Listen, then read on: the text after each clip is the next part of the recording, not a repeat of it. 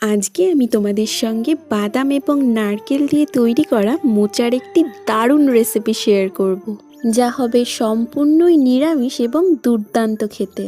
প্রথমে একটি কড়াইয়ে পরিমাণ মতন তেল গরম করে তাতে একে একে দিয়ে দিচ্ছে একটা তেজপাতা, 1 চা চামচ গোটা জিরে এবং 7 থেকে 8টা মতন কাঁচা লঙ্কা বাটা। সমস্তটা একটু নেড়েচেড়ে নেবার পর দিয়ে দিচ্ছে দুটো মিডিয়াম সাইজের টমেটো কুচি।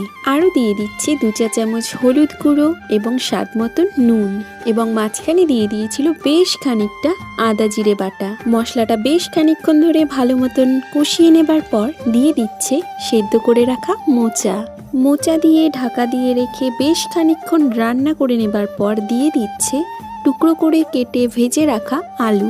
আরও দিয়ে দিচ্ছে ভেজে রাখা নারকেল এবং ভেজে রাখা বাদাম। সমস্তটা দিয়ে একটু নেড়ে চেড়ে নেবার পর শেষে গরম মশলা দিয়ে দিলেই কিন্তু তৈরি মোচার ঘন্ট।